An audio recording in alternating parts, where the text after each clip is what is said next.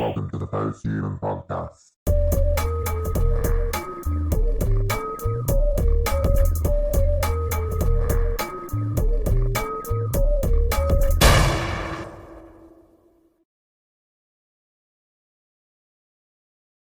So today's guest, world-renowned artist, the host of the Sacred Expression Show and the founder of Magical Moments, Meilin, ehlke. So how are you today? Hello everyone. I'm doing great, thank you. I absolutely love the plant in the background. I always love looking at this. I think I need a plant like that myself. So obviously we've spoke a little bit. I've done a little bit of research. What I want to crack on to first is something that I've never personally heard of, which is energy art. What is energy art? I had to find that out for myself. Let's say I have many talents. I'm multifaceted, right? I like to paint. I like nature. I like meeting people, business, and the list goes on, architecture, beauty. So, and what I've noticed over time, then independent of what profession I was studying or doing or what hobbies I had, I always created these swooshes in painting since I'm a little girl. Different material, if oil or watercolor or acrylics, depend what I've used. And I've learned I was putting energy lines down because that's how energy flows. And as I was learning about my own body, I have cerebral palsy, so I walk different than most people. So I got interested of how do I feel, what do I do to feel better, and how can I improve myself? So I learned to connect to energies and let them flow through my body. So the same thing, it's again this swoosh. As a landscape architect, when you look at fields and see how plants grow in a meadow, in a natural meadow, they also grow because there are always many different plants on a meadow, is also in this energy swoosh. Yep. That's how I call it. And so I thought, oh my God, whatever I do, if I give people healing, this energy flows right this. So the creation of energy, I named it and coined it energy art, because I use also to heal others or to give them information. It's my cat in the background. Yeah. I give, it always comes with these swooshes in a very gentle way, and it brings information. That's how energy flows. And so I teach people how to step into that energy and play with that energy as a collaborator, co-creative. It's something that I've just never heard of. Makes absolute sense, because whenever you do it, like you say, whenever you're doing art, you are putting a lot of energy into it, almost like a transference, but you're not really fully aware of it. Do you know what I mean? Like most people, when they're painting, they're probably not aware of that at all. I mean, I've done bits of painting, and I've not really thought about that. I mean, even a couple of days ago I was painting what you see behind me, but I mean it's just brown, but I still put some energy in. Yeah, it's really interesting. I had to find many ways in my life myself, and I've lived in many countries and have met different cultures, and I had time to think, observe. I'm a big observer, and we are not taught that. Very few cultures, people are lucky, and I would say even less in our Northern European cultures, right? Where oppression or control over us, of our emperors and our rulers the last 2,000 years, we were taken away ability to feel who we are and to notice or be educated on independence, on our strengths and what impact we have, because each single word has energy in it. Yep. Right? We can depending on how I communicate with you, I could scream at you, right? And there's powerful energy, and if you really put intention, you can push someone backwards with energy by screaming, right? They fall backwards, so that you can say something really lovingly to a lover their whole heart melts, their whole body becomes soft within seconds, right? So there we have that as well. Everything we draw, if there's love and intention and it comes from a purity, anyone who sees your picture, it's a beautiful picture, they feel it, that you put your livelihood in it, your interest. That's what they sense when they look at the picture. We're not solids. We don't look at a picture and don't feel anything. It gets out an emotion or a message. And we feel that within our body. And I think now come the time where we recognize and ask, as a global population, what do we really are able to feel and sense? And where is this information? And how can I learn that to be fully me? Because it hurts people to be tight, right? Where we don't feel or don't know anymore. No, I mean, that makes sense completely, 100%. I mean, it's something now I'm going to have to look into more, because it's a really fascinating subject. Whenever you do painting and stuff, you ever heard of like sacred geometry and stuff like that? Obviously, he was talking about like nature and things like that. I'm a big fan of that as well, you know, and I think, again, that's like almost a transference of energy, but in nature. You know, if you do a painting and sort of, you know, do something that revolves around like sacred geometry, you put in sort of the energy of the world onto a canvas. And I don't know, it's something that I love looking into a lot. And it also, I'd imagine that the two can sort of come hand in hand in a way. I'd like to think. Even in art, right? You have organic flow and you have structured flow, or you have structured parts and you have, let's say, when I use now organic, I mean organic flow, with curve, where it's unpredictable. Yeah. Where sometimes in sacred geometry, they're very predictable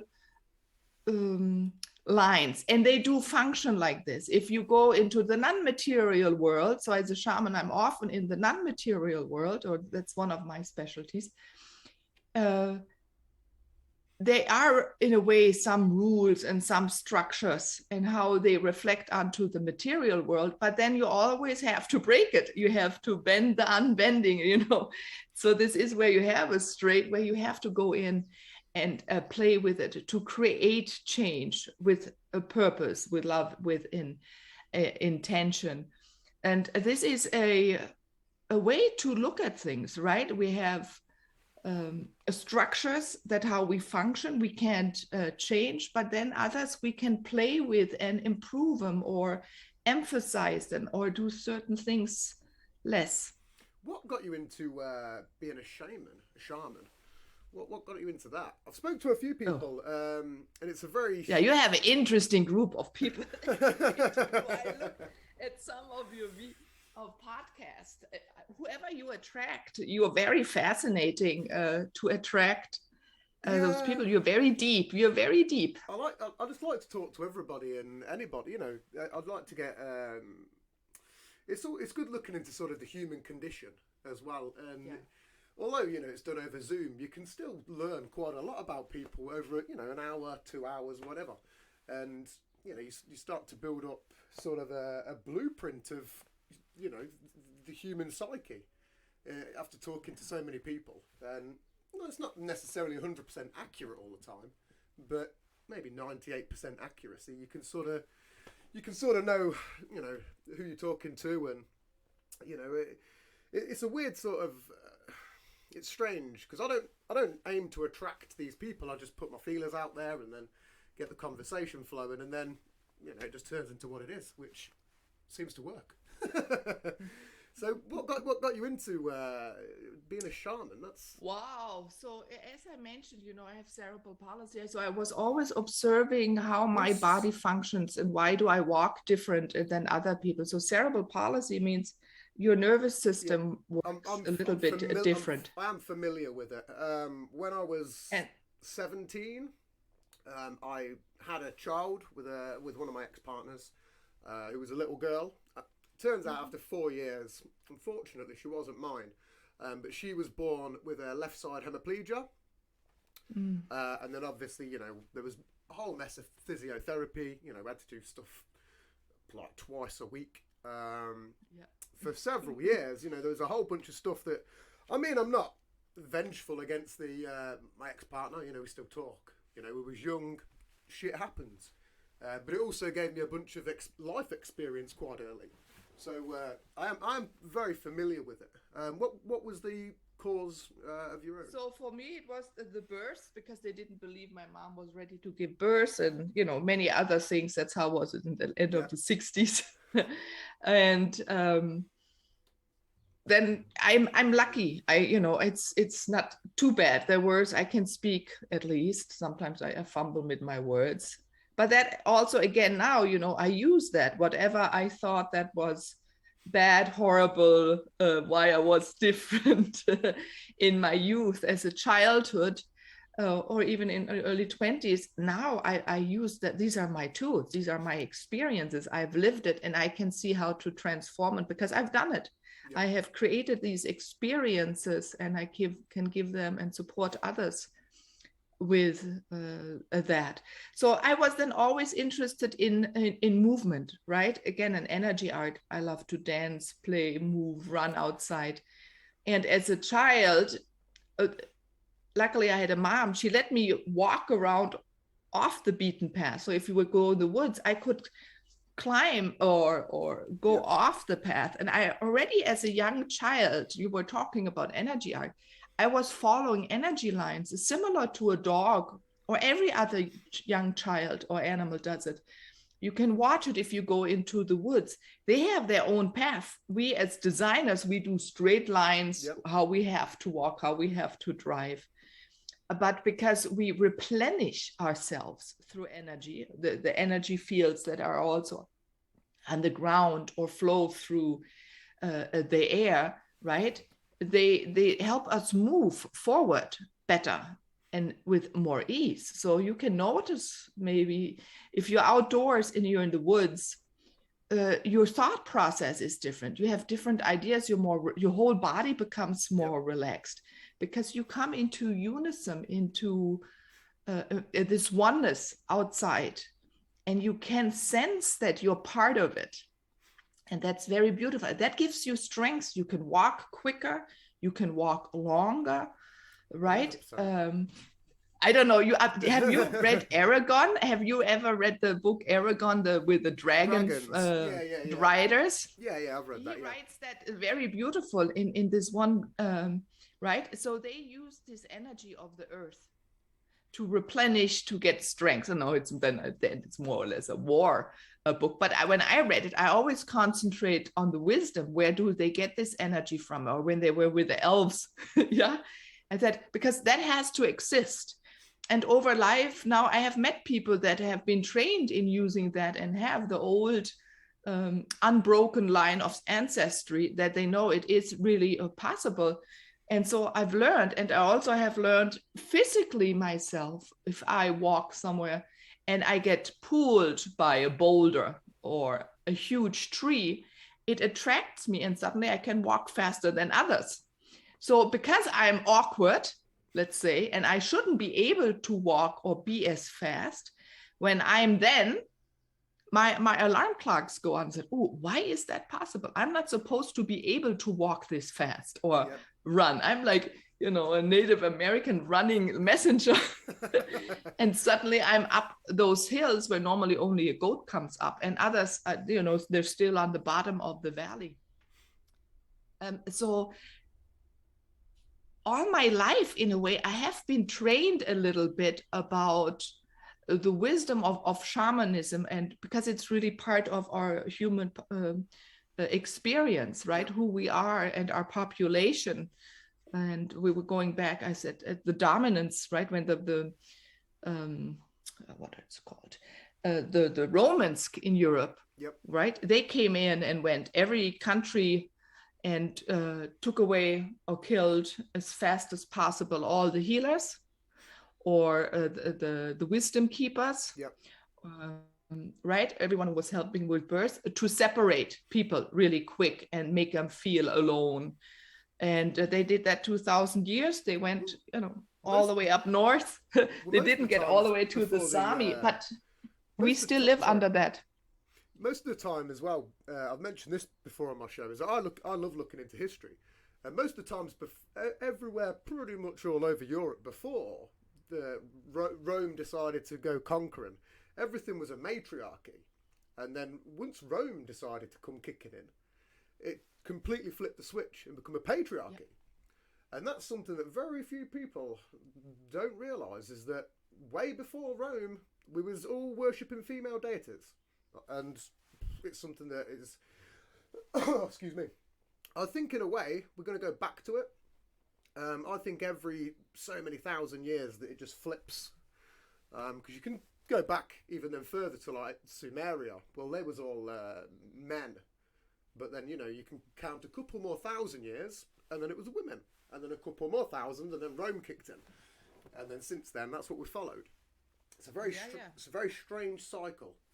I think we're calling and also the religions appeared, and even if I just use Germany, I'm now in southern Germany, Bavaria. You can see there were many places where people came together. I call them sacred sites, together to celebrate, to have fun, to get to know each other. Right, the community was around the world, and if you're lucky, you can still find tribals where the community is so important to be together.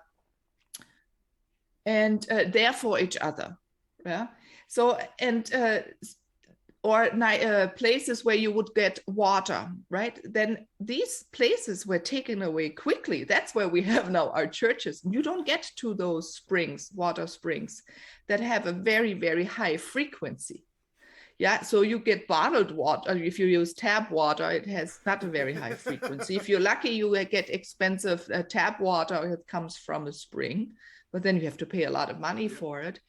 And the other ones where you could go with a bucket or and go into nature and get your water, there's a fence, mainly from in Germany now. Churches are built around, right? Beware of Lyme disease or something. There's always but you find really fresh water, and it goes, beware of Lyme disease, and it's like, I don't see any rats. What are you talking about?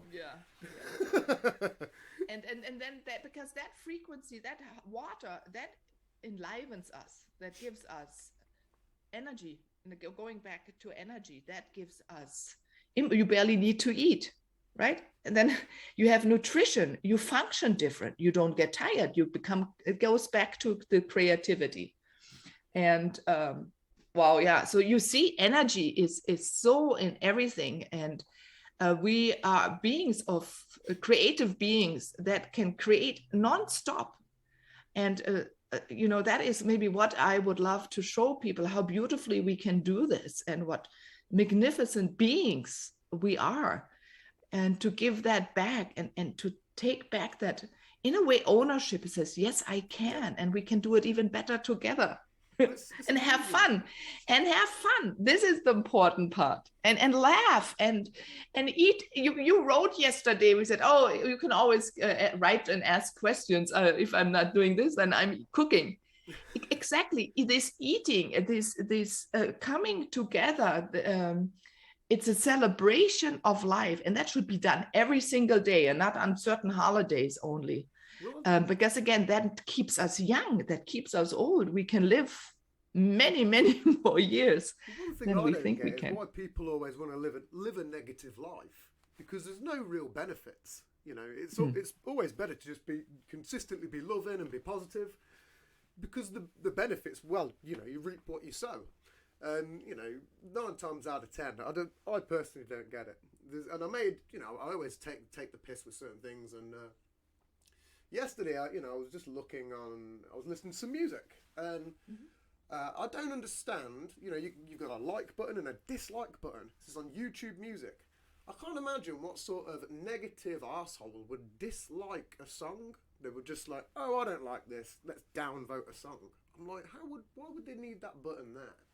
I'm like, that's a lot of shit effort just to go, let's downvote this song. It's a song, who cares? But you'd have to have a very strange mentality to just go, I don't like this song, let's put it out there.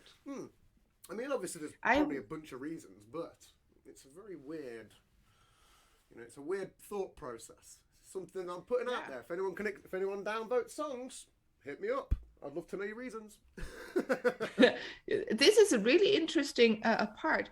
So it's the judgment. So I remember my son, I'm talking about art again. I let him paint on my walls because I did that myself. And I remember when I was done with landscape architecture, how to get back this feeling from, rendering. When I was a student, that was almost 30 years ago.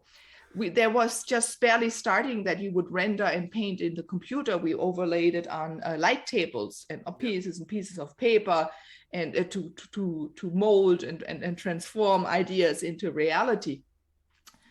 And right, so then when you did plans and you had to render it, you had to be very specific. So when I was done then and want to get that art relive or rejuvenated, and I looked for an art studio where I slowly I first rented a couple of months, and then I had for years an art studio. And even there, I from a pen, slow pen, and then later the arm movements got bigger and the body movements, and then I could, I was dancing, painting 8 by 8 foot paintings, for example. But so I didn't want to take that experience away from my son. So I let him paint on the walls because I thought I'd just take other paint later and paint over it. And it's easy, isn't it? And it's so creative. And I thought I could see him think, because your young children, they don't vocalize it. But this way I could see his happiness, his ideas, or what colors he was choosing. And then in kindergarten, they had to go back and then learn. And I remember he was really tight and he didn't want to go and draw into those lines. So I really saw what happens with people when we have to tighten up this way. And then you're judged. Now, how the heck can you judge art? Yeah. It's the same thing like music. It's an expression on who says this is a good or big painting. A lot of money is made with that. Yeah, so, they say this artist is huge and this is not. And even within the same artist, they don't sometimes want to say that is painted by that painting, because then they lose the power over saying that this is real and this is not real. It goes into millions. It's an investment. That's a whole different story, but it trickles down into an art teacher who says this is horrible, and a child stops painting forever. And the same with music, who says, in a way of expressing. And we're so quick in judging. And really, we are beings that shouldn't judge, and there should be no judgment. And it's going to be practice. But this judgment comes from so much pain of not having lived oneself, and making others smaller in a way. I mean, if you think about why it is, right? So we feel for a second a little better. And so maybe that will, I hope, is going away when we find the purity. Why are we here, and how can we live together and see each other deeper, be in a different relationship, and even understand art? So what is it? Maybe the color I don't feel attracted to, but then I say, I don't feel attracted to that color, but it was really interesting how you did, right? You can go into communication, and we have not been trained to communicate openly. I think this is coming now, and that's why I love podcasting. Why is it taking off so much? I was just looking a few days ago. We're almost at 3 million podcasts. Yep. Yeah, that's in 2 years. 2 years ago, we have March in 2020 when I started. There were 600 something thousand podcasts. So 2 years later, there's now 2,800,000, let's say, right, rounded up. There's a need. We finally sense, what I'm saying is worth something. And so with that, when we feel if we feel comfortable or seen, it creates a lightness within ourselves, then we don't pull up and don't judge others so much. So I think it will create a lot of change. And then maybe you get curious what kind of music this is. And I think they're also taking away now like and dislike buttons, because a new thought process, Yeah, right? yeah. This bigger picture suddenly goes into software too, and they say, oh, why do we even need that? We're starting to take those dislike buttons and like buttons away, Yeah, that's sort of like because for some YouTube, it's isn't it? interesting, some not. Yeah. I mean, there's a lot of controversy with that. We're taking away just the dislike button on YouTube, but it's a very strange world we're living in at the moment, especially with, like you said, 3 million podcasters. Some of those voices are relevant. Some of them probably aren't. I mean, mine's not necessarily 100%, relevant. I'll just do it for a hobby. Stop. I would re-say that. Yeah, you well, were just you gave yourself a dislike that's okay. button. Did you notice? Well, it's okay to do it to yourself, but Yeah, but why? Well, I don't know. It's better to judge yourself than others, isn't it? But yeah, but if think about it, if one sentence, one show, if it touches one person watches it and gets it has an exhale in that moment, or it can let something go, or maybe cry or laugh. You touched someone. That is powerful. That was worth any second or hours you've put into your podcast. Oh no, 100%. I get what you're saying. I just like to knock myself down a peg or two occasionally. It's always worth to. You can't. It's not worth walking around with a chip on your shoulder. Sometimes a bit of self-destruction's worth it. Mm-hmm. But I mean, the one thing I did notice is now we're coming out of COVID. A lot of podcasters are dropping off a little bit. So I don't know if it's just because people didn't have anything to do. That they just was like, okay, everyone's podcasting, this is a thing. I mean, it's probably one of the things that sparked it was, the Joe Rogan thing where he got, £150 million deal or whatever it was. People see that and go, wow, I can do that. I can make 150 million. Let's do some podcasting. It's not really the case. It took like 10 plus years for him to get to that level. Do you know what I mean? And I think I think people jumped on that and thought, I can do this, expected quick results, didn't get any. And then COVID's, saying at the back end of it, there's Ukraine's taking over the news at the moment, and Russia. But COVID's, even then, there's more outbreaks in China that just come up. So we're not really at the back end of it, but a lot of people are going out more, socialising. So I think that 3 million is probably going to drop by a good 500,000 maybe, at least. For sure. It does take a lot of time. And there's why do we podcast? So this is really important, right? I also have a podcast, Moving to Oneness. But I didn't start to make money, or this was not the first intention. The intention is I'm a healer, right? All the way down. That's what I live for. This to show people the beauty of this world and themselves, right? That's my purpose. So I can come from a different depth. So any moment I act on it and do something, I know it has impact. That's what, again, I want to use that energy. I love that energy within it. That keeps me going. And I know it takes time, and some go quicker and some slower, and some might be interested or not. And I trust. And this is the other thing.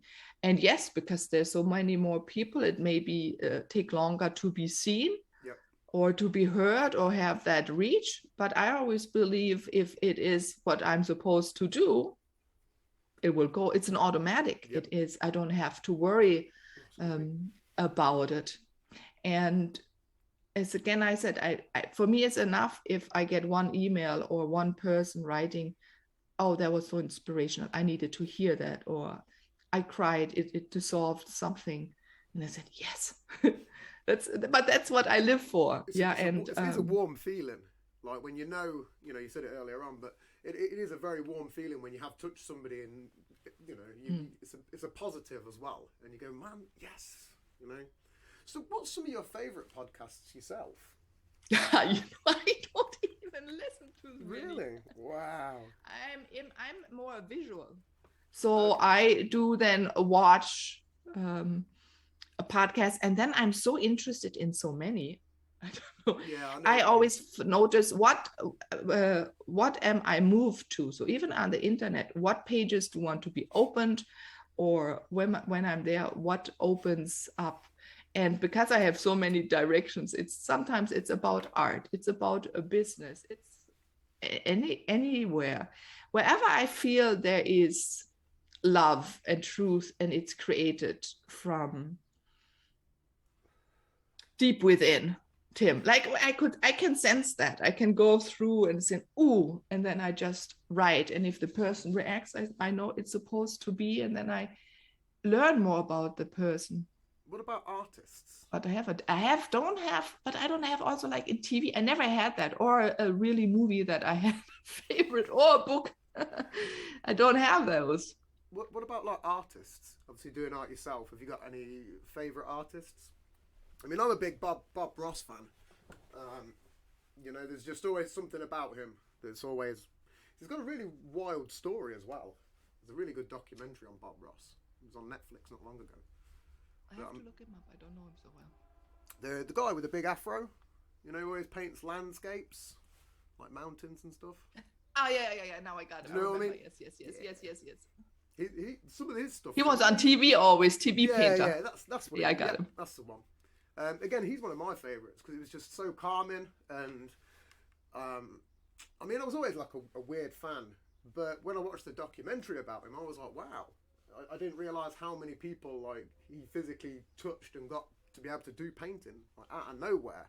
Like people had never picked up a paintbrush before in their life, and then within several weeks they could paint almost like him, which is pretty crazy. That's a fantastic teacher to be able to distill it into such a simplicity, to bring that over.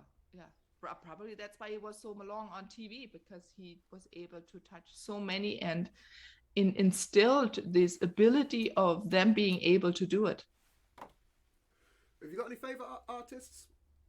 I was just thinking Georgia O'Keeffe I always loved, and when I traveled then once through, that was 2011. No, I had to be earlier. 2001, I traveled through the Southeast and wanted to see a house and her museum. That happened right at 9/11. And I was able then to, because no one was able to travel, no planes and buses were driving, to go to her house and see it just out with the whim. So she touched me in these forms. And because they're also a little bit more energy forms, and the flowers, I'm very...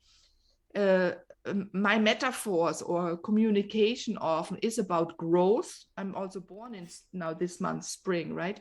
So growth, opening of flowers, these are my metaphors, and she painted those, and it's was also very feminine, these forms. You didn't know, was she now showing a feminine sexual parts, or was she showing a flower? And it was becoming one. And I love that multi-dimensionality to it. And since I saw her first painting once in New York in a museum long time ago, it touched me really deep, and I could feel this softness and gentleness of her. And then also later, I loved that I wanted to feel also the landscape, and also feel that landscape that she in a way brought into these pictures. And the landscape, and as I said, out of a wonder, I was able to feel it with barely people there. Yeah, even the whole the parks in that area in September, then there were no people. So when you were on the ground walking around, you couldn't see anyone. So I was able to really sense and feel the essence of the landscape that touched me. So I would say this is my biggest most powerful touching artist. Yeah. Who's some of the people you really admire in life?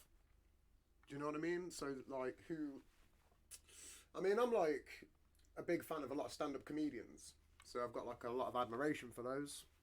Yeah. And a lot of like motivational speakers and stuff like that. Who are sort of the people that you admire, or you'd love to strive to be? Ooh, I think comedians. That's a good that you touch on them, and I'm noticing sometimes when I'm tired, I go on Facebook and there are these little clips of comedians. Now I recognize the faces, don't ask me all the names, but I would say those are the ones that they have a point and they're not afraid to say it. Yeah. So they go into sexuality, they go into politics, they do go into topics where politicians have overused them. And not that they have to be comedians that do like satire or something, but they have this mix and they can bring it out. And in a way, they're the healers in the same way. So I love that, to take in, that's what I strive for. So how do they take in the whole audience? That's powerful, to stand there and take with a few words, a few body, most of them don't move a lot, right? They do minimal movements, but how can you captivate a whole room that they listen to every single word that comes out of your mouth? So I have many, so they come from different cultures, different backgrounds, but I think taking on stage, maybe because I also want to go, then this COVID is getting less. I think it looks like I'm getting everything ready to travel the world, to be on stage, because I want to do the same. I want to bring out my sounds. Yeah. I'm also a physical channel. We'll come to that in the first question, because it's such a long story how I became a shaman, or, I'm born like one. You get born as one. I change physically form. Suddenly I can be a Maori dancer on stage. My tones are there. People can see it. My movements they're not Meilinish, and I don't limp. That's again, why did I have to have cerebral palsy? To show the world how we can transform and change if we open up to everything. So that's what I really also strive to do. So that's why I'm interested on people that are on stage, or Gandhi. I'm going to use Gandhi. I remember when I saw the movie the first time. Yep. That I was a young girl, we didn't think about politics and freedom and fighting. But I thought, with such quietness, with such gentleness, how can he command? It's like, ship. You saw the warships, they command, but they're more brutal or something most of the time. But his gentleness, with his softness, with no money, with not promising anything to people, how can he move so many and create change? So I think that influenced me. So movies have influenced me a lot. Don't ask me all the titles. But, what are some of you, say, a top 3 favorite films? I have to put Star Wars in one. Okay, which Jedi? Yes, because every time I can still feel the energy of a Jedi. That inspired me too. I remember how old was I the first? I was 11 when the second came out, so maybe 8-ish. And I thought, wow. So you were asking me, so I always felt that we are able to use and move energy. I find that fascinating. Yeah, to push energy through your hands. Though that influenced me too. So why was looking for martial artists that know how to do this without touching people, really? Yeah, even in my podcast now, I think they come in my direction. I wanted to be a being that is 1,000 years old. That was the first time really when I want that wisdom where I know I can live to be 1,000 years old. That it was just in me. I needed that, and that guided me. And another movie that touched me. Oof. Have you ever watched the film The Men Who Stare at Goats? Oh, with Clooney? Yeah. I remember. Yeah. Isn't Clooney in that one? Yeah. I've seen where it's about the military colonel that's trying to basically, use telekinetic powers. Like it's hilarious. I mean, it's based on a true story as well, which is really bizarre. But it's one of them film recommendations. I think everybody should watch. It's hilarious. But they're trying to physically walk through a wall, like consistently, like every so often. He just tries to walk physically through a wall. It's like, man, that's you've got to be able to be seriously fucked in the head, or you're going to have to be a firm believer that you can walk through that wall. It's a really interesting topic. People are able to do that. It is strange. That means, right? We're so limited in allowing to see what existence is, how to use material. So transformation is just a reforming of material, of bringing material particles into a different vibration. Yep. And I mean, we do it over and over. And if you speak with an engineer, they speak totally different. Oh yeah, that's possible, blah, blah, blah. Or when we send information telepathically with a telephone to a satellite, there is no misbelief or disbelief. But as soon as it goes to the power that we would be able to do that, walls fall, crumble in, right? It's the control of the church, you can't do this, or others.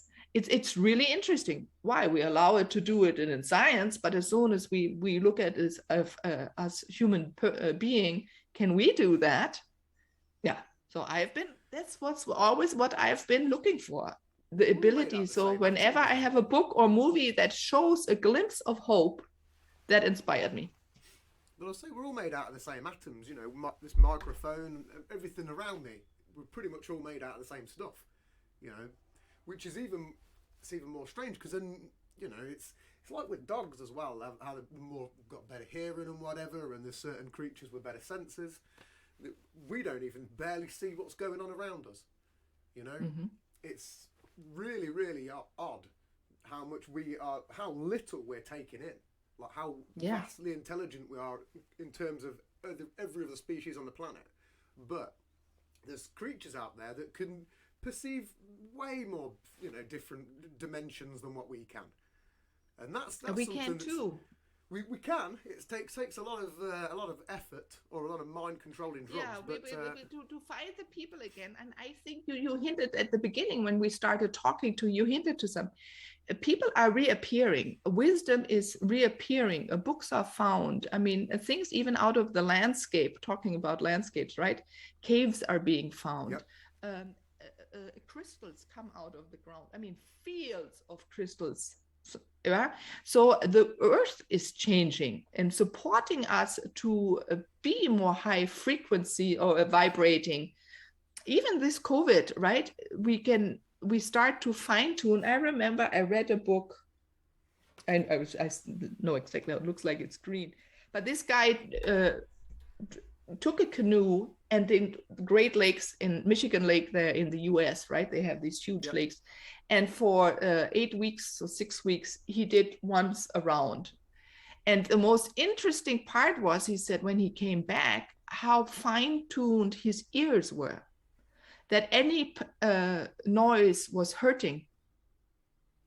Yeah, so that was... and inside, and he had to get used to again in a way closing down or closing the perception and the acoustic width, right? So it wouldn't hurt anymore, because the telephone was too loud, a radio, a car, an ignition. Yeah. So how we could practice, or even if you're a weekend in the woods, or you sleep for a few days in the woods or somewhere and come back, we can see how fast we can go one way or in the other way. I mean, I love camping. I haven't been for a few years now. I intend to do something at some point this year, once the weather sorts itself out. Because there's nothing more crap than setting up a tent in the rain. It's just... I know. It's dreary. It's everything's wet. You've got nowhere to put your wet stuff. Yeah. So once the weather sorts itself out, I know I'm going to probably do a couple of trips. But it's always fun just to get away from technology for a couple of days. I mean, I'm a big fan of like mushrooms and stuff like that. So I normally tend to go camping around that time, just because you've got to get up early. It's early to go drier than picking. also, yeah, you're in England, unlike me in Germany. At least we know there's not so much rain in that time, right? That's Yeah, helps. yeah. Well, I mean, if at the current rate of the UK, it's more windy than anything. There's a lot of wind and a lot of storms. That's good. Which brings change. The wind, yeah, we're talking about shamanism.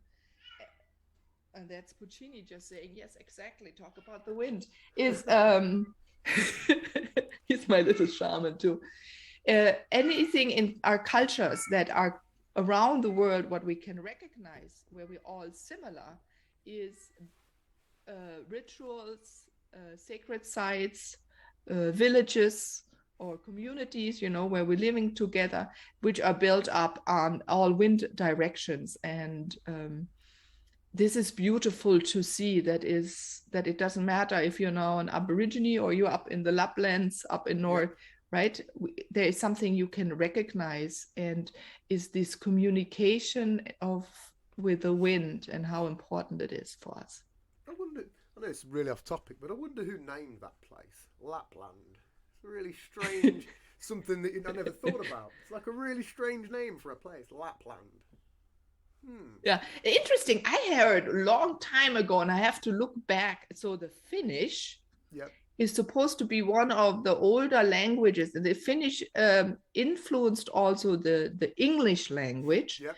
And if you go into it, it also influenced the Germanic. Yep. So in Germany, we have so many different tribes.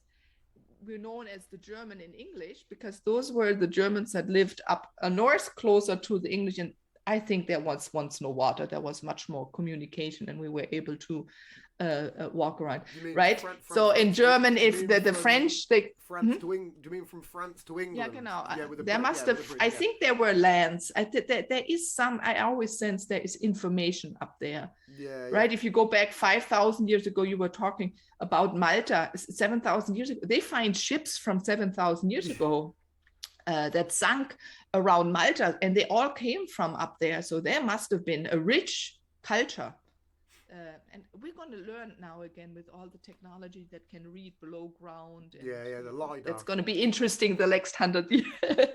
We're not so limited. And well, even the other day they found Shackleton's ship, didn't they, off Antarctica? They just discovered it, and that. Oh, I didn't know that. Yeah, it was I think it was a couple of days ago, and it's kind of bizarre that it's just still there under the ice. And well, I mean, it's 150 years old, something like that, or whatever. I mean, what knowledge is just on that lost ship? Because he was shipping around the Arctic doing whatever. There's got to be some sort of knowledge just on that boat, because that's going to be interesting. Well, a lot of I don't know. It's tricky because if it's all paper, it's all that's gone. but who knows, right? Maybe there are something. If it's support, what I learned, Tim, if it's needed, it will happen. It will be found. It'll be preserved, and it's the most awkward way why this happened. If it's important. And I think this is also life philosophy. If it's not needed, we don't have to worry about it. So we can stop worrying so much. Because if it's needed, that moment it will happen. Well, I mean, one of the other things that sort of has always fascinated me is when growing up in school, we just got taught a completely different narrative to what I've learned as an adult. I was a big fan of Egypt in school and learning all about it. And then, it comes more in recent years that a lot of it was just completely false. They went back a lot more years than what it did. King Tut had a sister, and most of King Tut's treasure was his sister's. And there's, some of this stuff is like forgery. So there's like hieroglyphs that have been rubbed out and redone. And it's like, where's all this? Who's got the real story? Because it is out there. Because it's always been completely wiped over or whatever. But they don't just completely destroy all the information. They take some of it and then they go, oh, we've got the information, let's just destroy all these monuments, burn everything to the ground, it's all good. And I think that's happened time and time again. And, since the dawn of Rome, they have it all. I believe the Vatican has all the information right there. but we're just never going to get access, you know. And even when you do, it's very. It has to. I think, you know, I have been sometimes. I don't get often mad, but when to the Vatican, right? They first of all they bought up or owned I don't know how much land on this earth if they would, right? I'm talking now just if you think we have now these problems with soil, we don't even have to think about war. If we don't take care of our soil in the next 10, 20 years, there's no food. Who cares what cultures or countries we come from? We're gone. And so I said, what the heck? Why don't they open up? Let it just be parks, rehab, let that organic matter fall to the ground. The whole world would not have to worry about a thing anymore. Now, that's a whole different story. Yes, they have wisdom. They keep the power. They're going to crumble because anything that is held and you can feel it, it's more rigid. If you go into the sense the Vatican, more now than yet, you can feel that there is it feels like a volcano, earth underneath. It's starting to bubble up, and then it's gonna crack. Everything is gonna crack the next few years. So we're gonna go into a way of us human beings being more peaceful on this earth.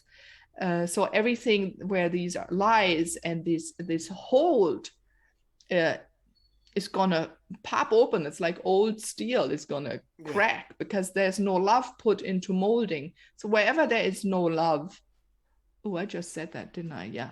So wherever there is no love, that is gonna crumble up, and people are gonna move into a more a loving way. And this history, finding more about us, and you know.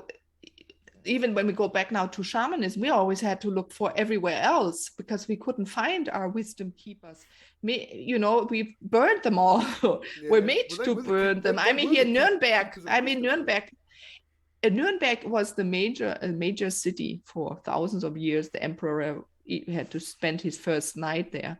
But when they were chasing the witches, only 80 people were left in that whole town because you said really quick, oh, he or she is also a witch or wizard. So you wouldn't be the one who gets killed. So imagine what fear it is even to speak about nutrition or plant material, what we can eat or not eat, or when we go into the woods. You were saying you go out to the mushroom. Most people are so afraid of mushrooms. They wouldn't, one beautiful mushroom can nourish us for a long time. Instead, we go and buy the stuff in the grocery store. The other thing with the witch hunting as well is a lot of that was just total bullshit and to take power off women because they were all healers. They had a lot of knowledge about healing people and medicine, and not only that, they were the bringers of life into the world. If you look around the same time, it's when modern medicine and doctors started popping up, which is maybe coincidental, but there's a lot of... I've watched a few... I'm, again, big fan of history podcasts. I can't remember the name of it, but, he was saying that there is a big correlation between as soon as they started bringing in modern medicine and doctors, there was no need for the women, and it was then a profession rather than, you're not a healer no more. But we're going to class you as a witch because you're doing stuff it's not in line with what we're doing. We're scientists, we're doctors, we know what we're doing. What you're doing is completely wrong. And it was a big shift in history that people don't really look into that much. They just we were talking about the witch aspect. They just look into the witch aspect and go, oh yeah, witches, blah blah. But that's not really the case. Some of them were like midwives, and they got genuinely all fucked up and. We were talking about the water, right, and the sacred sites. So here in England, you have two, and in many places. So the women were more, the intuitives, but also the men were very powerful. So we were given, there was a coexistence. So it's not even, I would say, the men and the women, but we were looking at deer medicine. So the deer and the one with them. The male deer. Yeah, stags, yeah. English. Yeah, genau. And so he was, you as a young boy, if you could go out and be with him in the woods, you came back as a man. So it was really also getting our men into this adulthood with, I don't want to use pride, but with a surety, with a knowledge of an awareness that they're able to do it, or be in the woods and be with a huge animal and not be afraid of it and walk or run beside it. So going there, the church took the antlers and created a negative out of it. And that's why we have a devil.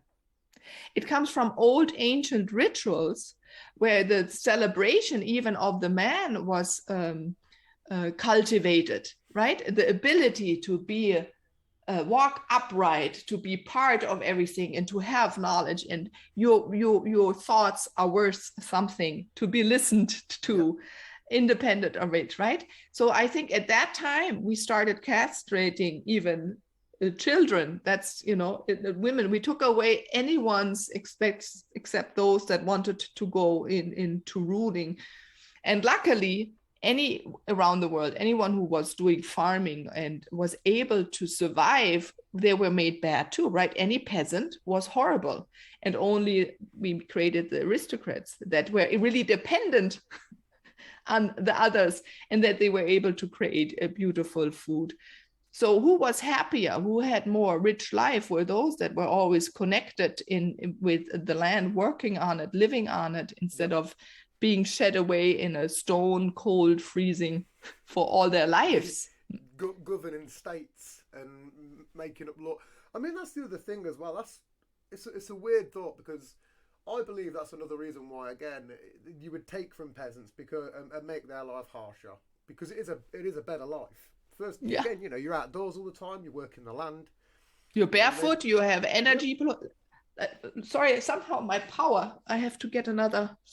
1 second. Sorry. No, do you want to take a quick 5-minute intermission? Is that good? No, I don't need to. I'll just put the power line in. Okay. I have it. I put it in the wall, but I didn't plug it in. Sorry. No, it's not a problem. But no, it's even then, agriculture, husbandry, it's all connected. You connect. Yeah, and we to made the earth it look and, bad. Mm-hmm. Yep. And we still do. And you're right. So even with this medicine, there were two things happening. Even the women, they were put on their back to give birth, which we never did before. So it becomes painful. So suddenly it's painful because most of the time you break a bone, right? Yep. When you lie on your back and get birth. Before you had, if you look at the natural way of giving birth, the woman is never on her back. She's standing, kneeling. Around the world, you can see that. And she goes into her own rhythm. There is no pain. So pain was created to be afraid, and we still live that. This is the amazing thing. You still plan birth. Someone else creates the moment when your child comes out, not when the child is ready. So you see, we that's still there. Then in what was the other thing I wanted to say? With agriculture. I forgot now, so it's okay. Come back. That's all right. So obviously, you've been doing this for like 10 years. Yeah. Fully.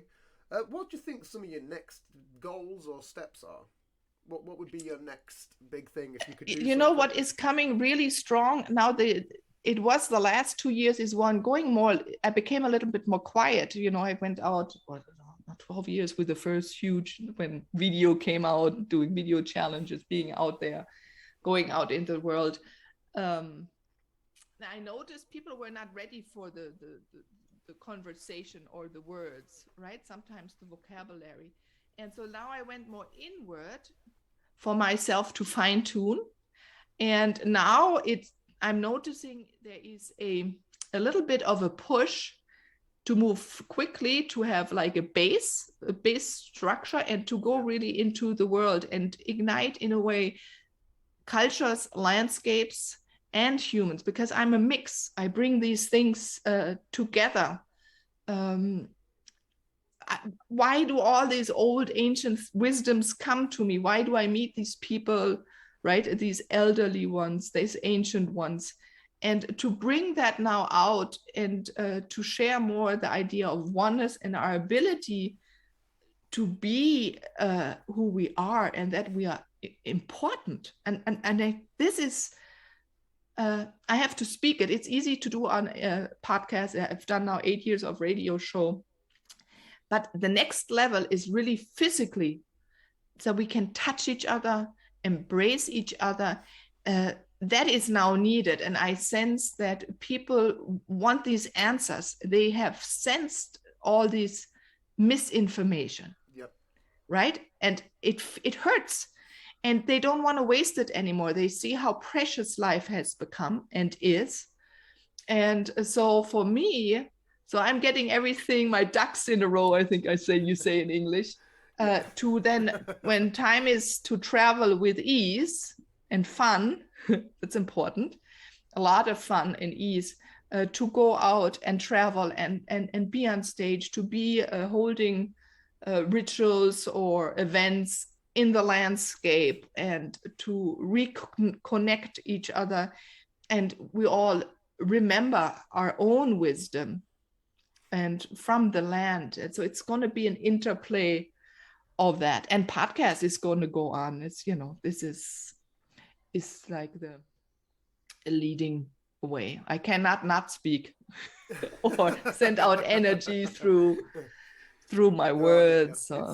It's bad because I took I can get that 100%. I took a couple of months off, and during that whole time I was like itching to just get back on. It wasn't plausible to do so, but it was strange. It was like, because I was like 9 months in or something like that, whatever it was, and then I had to take 2 off, and I was just sat there like almost like a crackhead. I was like itching to just get back on the mic. I was like, it was really tricky. So I can understand. It's not like I wanted my voice to be out there. It was I just wanted to connect with people. That was more the thing that I was missing, the connection. Just getting the show out there. That's something in itself. But the connection part is the reason that I do it, because it's something that we're all missing. A lot of us as humans, we just slander each other. We're all bitchy. We put constant negative spins on stuff. Most people anyway. There's a small population, but it's not what we all want. No one really wants any of that at the end of the day. But I believe that through podcasting, it's definitely bringing out some greater part of humanity, even if some people still believe that we're on the brink of constant destruction. I think that I think that we are on the back turn of it. It's a lot of people just want love. I listened to I recently come across a podcast called Soft White Underbelly, and it's amazing. It's a guy, he goes and interviews, like, I think, again, I can't remember I don't know why the reason he does it, but again, he brings out the real version of the human condition. And he'll interview like ex-murderers, people from gangs, sex offenders, you can name it. If it's in that sort of dark category, he's interviewed them, and it's a really eye-opening like podcast, because you can sit there and listen. I listened to a couple the other day, and the guy was a pimp, and it was strange, because you'd expect the guy to be really bad-mannered, not very articulate, which is sort of a stereotypical view. Oh, the movies. Yeah. But that wasn't the case at all. It was like an 18-minute interview, and the guy was amazing to listen to, which was very bizarre.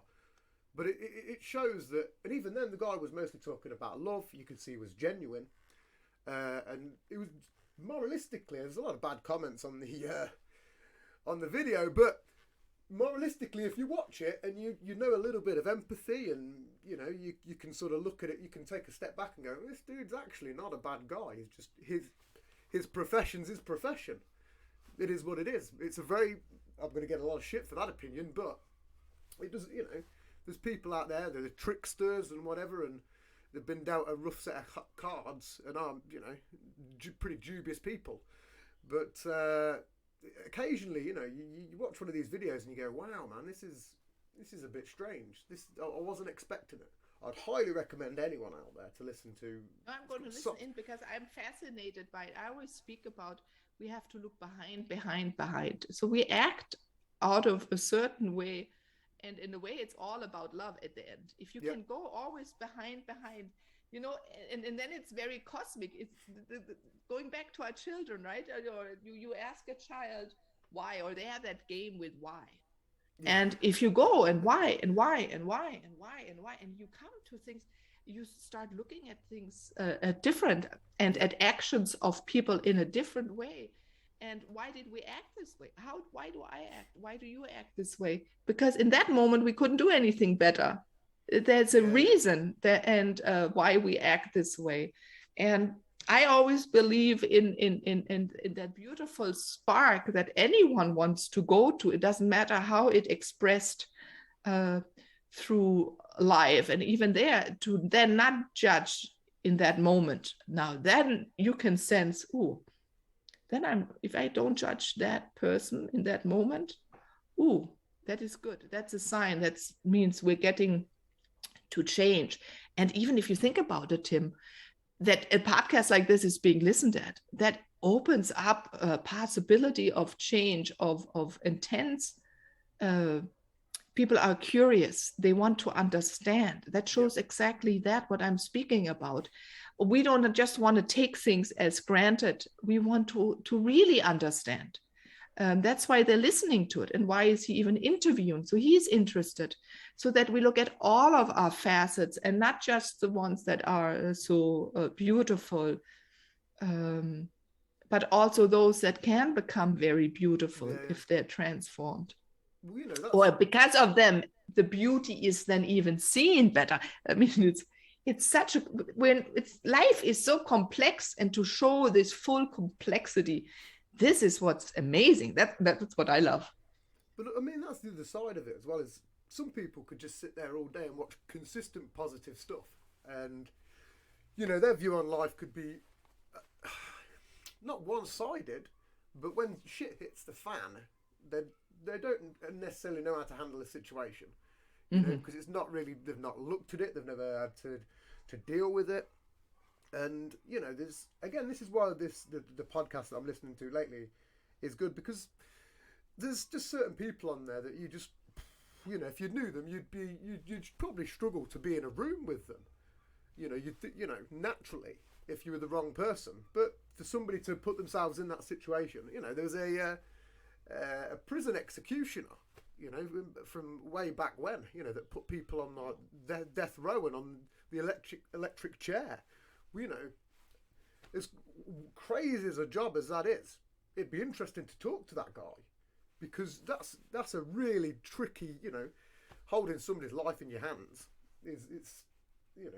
but when listening to it, I'm not going to speak too much about it, but when you sit there and listen to somebody that's been on that kind of level, you're like, you're not going to 100% get it, but you go, man, that's kind of, I never looked at anything like that, because I've just taken away something from a film rather than an actual first person's perspective. I'd highly recommend it. It's a really, really good show. This is, when I'm sitting here and thinking that, you really get to observe yourself, even while listening, what thoughts patterns come up, what judgment, how do you feel, how does this person make you feel, where does he or her surprise you? And I thought, wow, because that teaches us more about ourselves. So I also am a big believer, maybe that's why I love travel or being in different cultures or landscape settings. It shines a new light on us. It sheds more, it challenges us a little bit. It makes us a little bit more courageous, right? You have to be very courageous even to listen, I think, to a podcast like this. So chapeau to everyone who does that, because things are being washed through our system And how do I react? Does it make me tight? Does it make me expand? Well, Gives me that's what's tricky as well. perspective. Yeah. You know, you're sitting there listening to a pimp, you automatically wanted to hate the guy, but you know, for some reason, it was the most charismatic, philosophical guy in the world, and you're like, it's hard not to listen to him. And you know, you can understand kind of in a way why he's a pimp, because he's got the gift of the gab, good way with words. But you know, you sit there and go, man, this dude's got some real knowledge. Like, Yeah, but even if so, the pimp, so right? bizarre. Yeah, you're so right. It's really bizarre. Listen But to we it, have a view on pimps that they're mean and they mistreat women and they misuse, I don't know, whoever works. But it's what an old profession, right? So then comes up, why the heck don't we talk more about sex? Yeah, Right? yeah. There were many cultures where people came, women were trained to the, I mean, if you can speak about sex and if you in have sex with a loved one and you connected to the cosmos, this is the ultimate bliss you Yeah, can it is. have. So often women or men also, they were trained in getting or teaching. You know, when you use the word tantra or whatever, then maybe a little bit you can talk about it, or they say, oh yeah, but even still we look at it and said, oh my God, what is taken away from us? So it's easier than to really quickly say, oh, we blame anyone who has to do with the sex industry or sexual, and we judge them, we blame them, and we don't look, why can I not speak what I love to experience with my friends, with my partner? Right? Why don't we see sex on television? We see killings every single day. I mean, boom, boom, boom, and more splatter than ever before. And we see less of buttocks, you know, because I lived in the US and I lived in Germany. In Germany, we see so much more flesh. Yeah.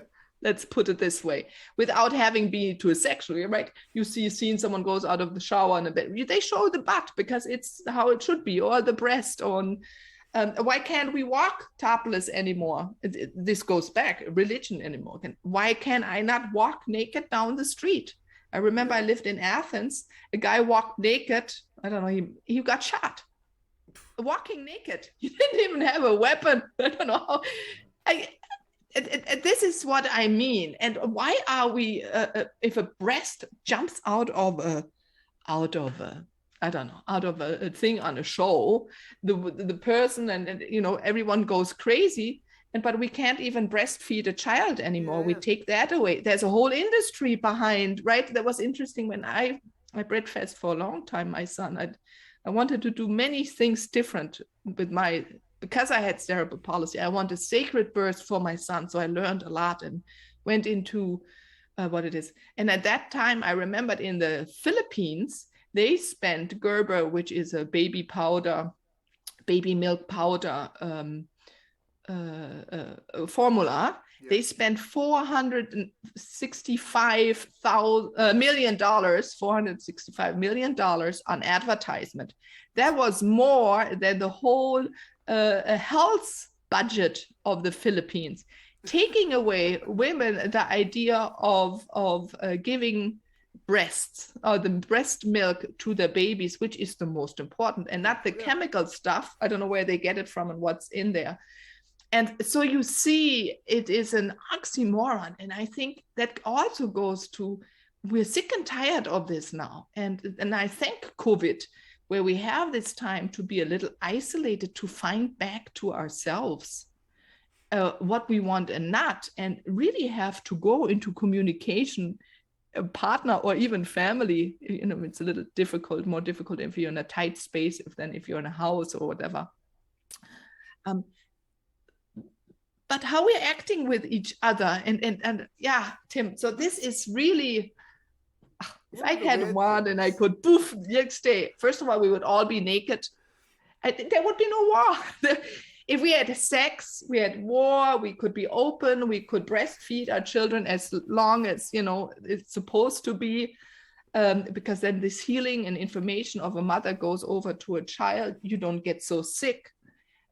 This would be a whole different world.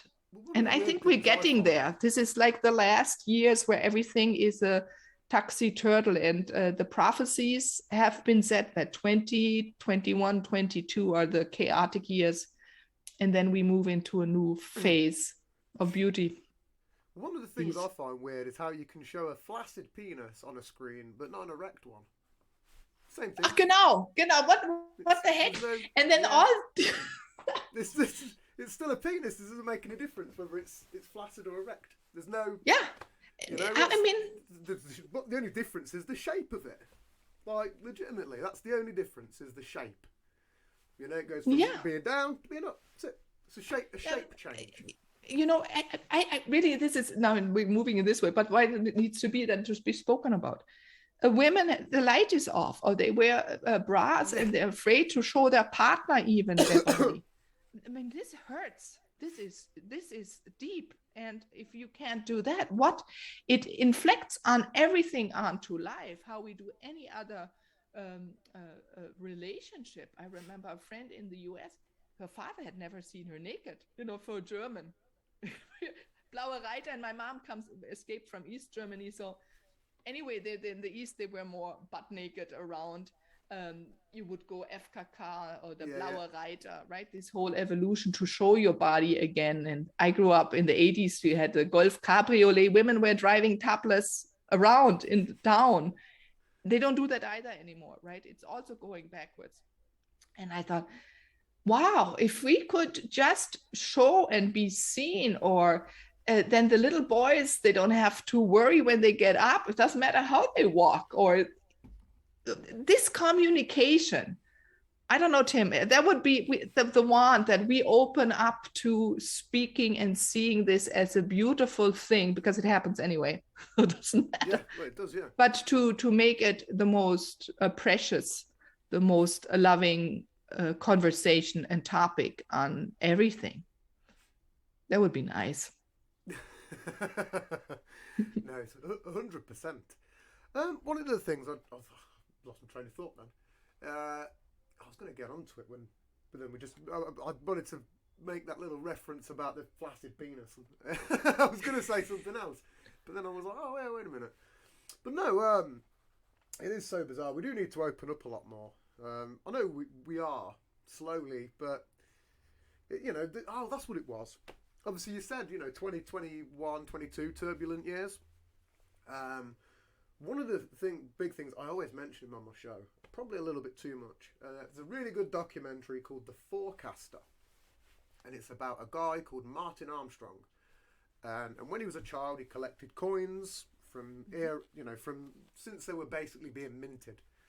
And he did it from a child till, he was his whole life.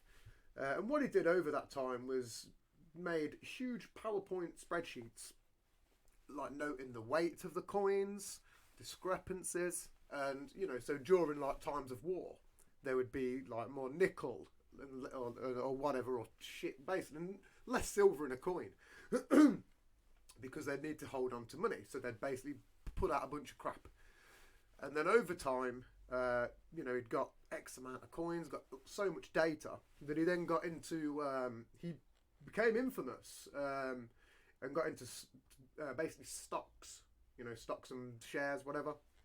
And then had a company that was handling trillions of dollars because he was making these guesses.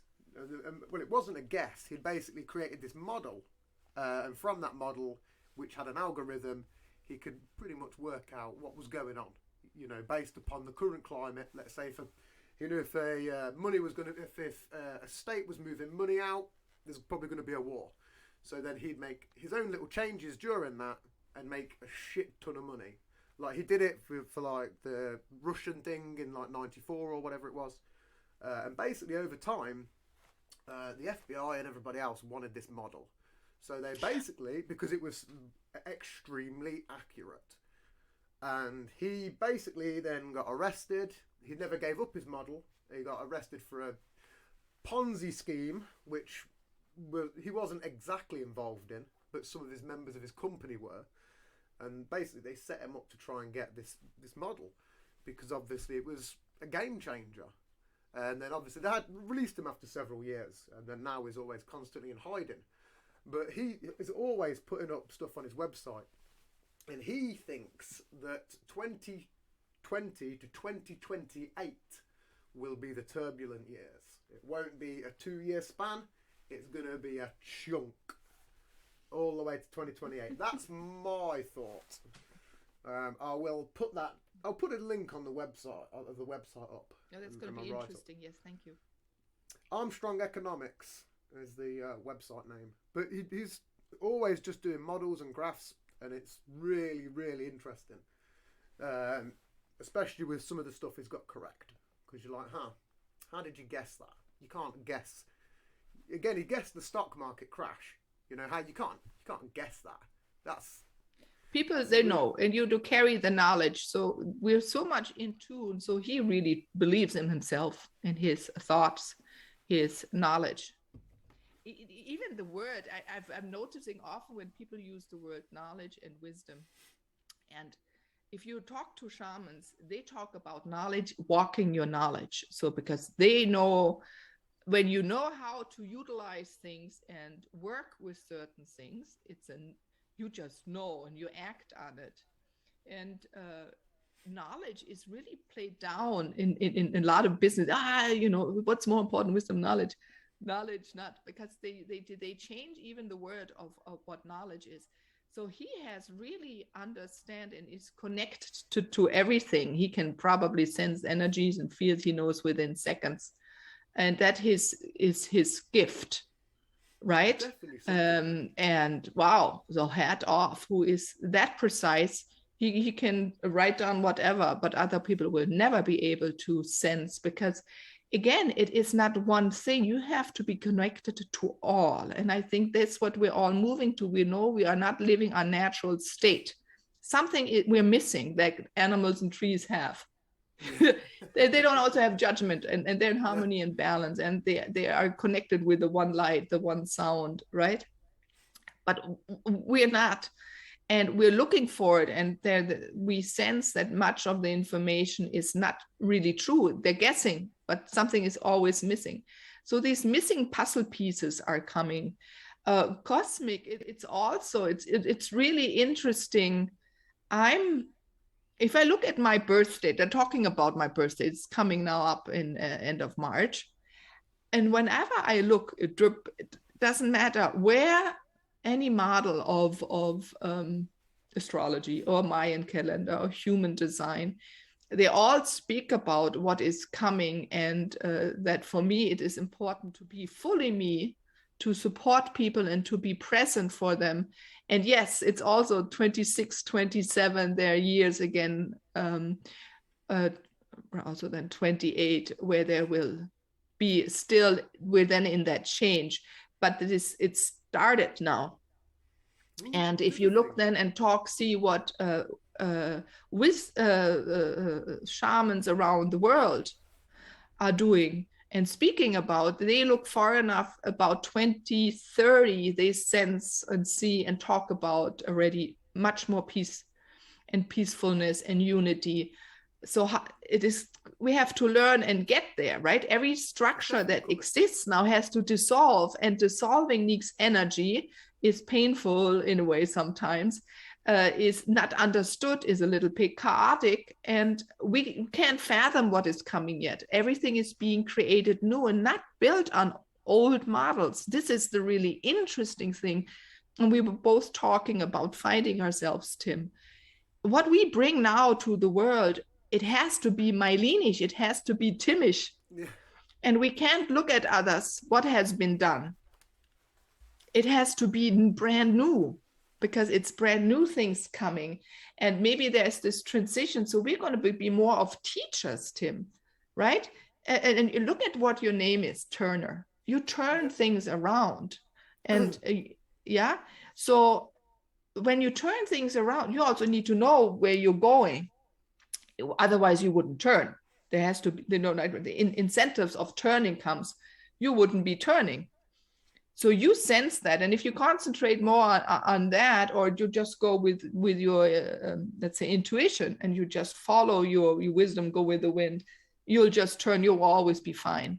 But you're taking a lot of people with on that turn, because also you're inviting people from all areas so we can get the most broadest understanding of ourselves. Yeah, really this is really courageous of you. Thank you. That's a really good way to put it. No, thank you. I mean, I've never really looked at it like that. I do look into like names and the etymology of it. I think that's the right pronunciation. Because, you know, there's people don't realise where, like you said earlier on, words all have a really powerful meaning. And people don't quite realise, like, even just normal sentences, where the words mean, what they come from. You know, it's very, very... I mean, I need to be way more knowledgeable to look into it. It's something that, you know, J.R.R. Tolkien, he was a big, well, a wordsmith isn't even the correct, you know, but he was into etymology and stuff, and learning where words would come from, and that's why I believe that he was such a powerful writer as well, because he knew the meaning of words. You know, people don't really look into what they're saying. You know, every word that you say has a meaning and a definition. And some of it's more recent, some of it's new, but some stuff goes far back. You know, it's like you were saying from Finnish. You know, a lot of stuff there's tons of words that we stole from the Viking period. You know, there's tons of words we stole. And, you know, I even use over... the word stole. It's no, not stolen, no. It's... Right, it's the way of mixing up cultures, people coming together. It is the wrong word. Each other. Yeah, that's what I was looking for. It's not necessarily stolen, but it's borrowed. You know, it's true. You know, there's so many that people don't realise. It's something that I like to look into more, but I just don't get the time, and it's really tricky. You have to have a good couple of hours just to maybe learn 30 or 50 words. Like, if you really get into it, you know, it's really tricky. So I think you're muted. Oh, no worries. Yeah. No, sorry about that. Again, I used to get a lot of kidney stones, and my bladder's quite not what it used to be. So, especially when, you know, I've got a can of beer next to me as well. It's you know, sometimes you have to suffer for your work. Mm. So let's get back onto the shaman topic. Yeah. Obviously, you know, like we were saying, they were like the keepers of knowledge way back when. Are you a religious person? Because I mean, I'm a pagan myself. I believe in a lot of old gods, not just like Norse or anything like that, but a lot of like Celtic gods, and a lot just a genuine belief in pretty much most gods. You know, Greek, you know, Egyptian. What about yourself? Are you a religious-ish person? I believe in nature, and I have that since a little girl. So even though I was baptized, but my parents really didn't go to church. And then when in school you had to take religion classes, and I remember in 6th grade, I said, Mama, I don't want to get up extra early in the morning just because of religious class. At that time, you could just say no, and I went out of the church. So nowadays I see with my son, they have to take ethnic class. If they don't belong to a certain region, they learn about other religions. But I always, you know, I had 2 questions that came up. I said, why do I have to go into church to believe in God? This was always something I was questioning. And so that shows really that I was very shamanic, because as a shaman, it doesn't matter where you are, you're always connected to everything and existence. The gods, I never really went into those whole stories, even comics or things. First of all, I couldn't remember always those names. I'm not someone who remembers names. But it's interesting, these cultures. And there was, though, even an interesting phase a few, maybe 5-6 years ago, where a group of us got together. We went down closer to the Bodensee, southern Germany, right? It's a very old area 65,000 years ago, we had people living in these caves. They're the first sculpture, you know, there's a Venus sculpture. It shows a sculpture about this big. It has no head, it's just the neck. And you see the arms, the big breasts, and this waist, and then this big butt, and then feet again.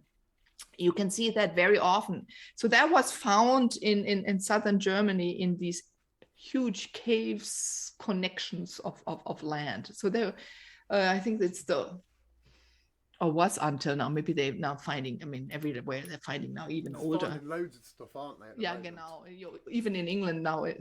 But that was really interesting. So we got together. So what is really our history, the Celtic history? We have so many mounds, Celtic mound. You have so many as well. Yeah, we have tons, yeah. Right. And it was a fascinating exploring or going into also shamanic rituals to figure out information or even using old spells. They were tested, Anna. Oh, I have to share this. You will love this because you're so wild. There was one a friend of mine, we came into that group that already has been meeting, and, you know, they do like drum circles or whatever. And because they learned that we're both, they heard we're both physical mediums. So it means our body changes a little bit to express the information we bring through or a being. So they did a few spells, and it goes back to ehlke. The first spell, we had to lie down, and he said that, and, you know, and I just noticed I was wiggling a little bit, and I thought I was being captivated, and I changed into a snake, and I was able to get out of this stone. What's the name in English? You know, where people shackles are. You get out of the prison in a way. Like a dungeon. Yeah, genau, dungeon is the right word. That's how it felt. And afterwards, my friend said exactly the same thing we were asked. Said, "Wow, what a spell!" So that spell put us into becoming one of those snakes. And I said, "Wow!" So there is more to our sagas that than we think. The second one was a healing one. It was nice. It felt like our whole body was getting replenished and nourished. We could feel. But the third one, I don't know. First of all, I told you I have cerebral palsy. Getting off the ground, laying position is for me not so easy. It takes a little. Yeah. With that spell, we were both lying down, and within seconds, we were both standing up straight. It's like you popped us off the ground into a vertical standing position. And that was a spell to get I forgot the word of the beings, that they would go into war and move.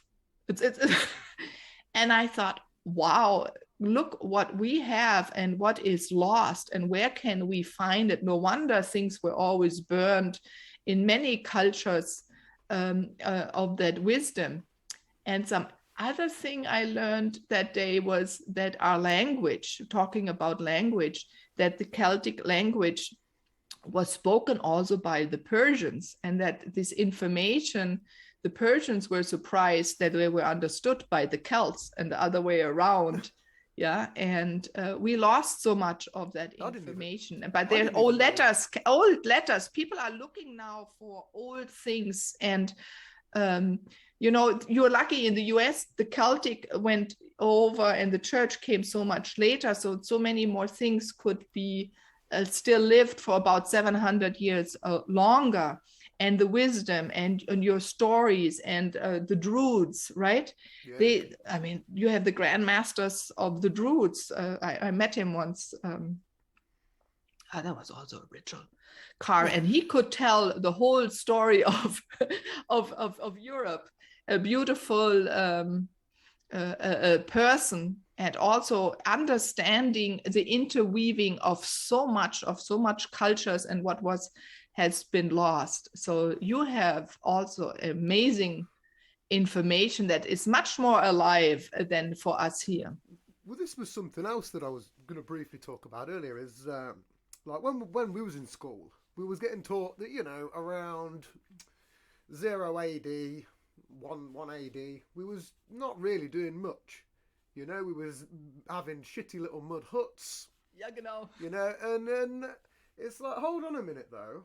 If that's the case, and we just had these crappy huts, how could it have been that 2,000 years prior, on the other side of the globe, they had huge fuck-off pyramids and structures that are just not even that. Go to Göbekli Tepe, which is what is in Turkey right now. That's 10,500 years old.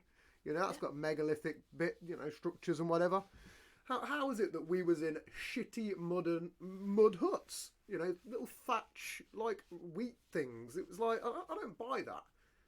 I'm not buying that at all. I genuinely believe that there's probably a bunch of kings over time that have eradicated some knowledge, because I just can't buy it.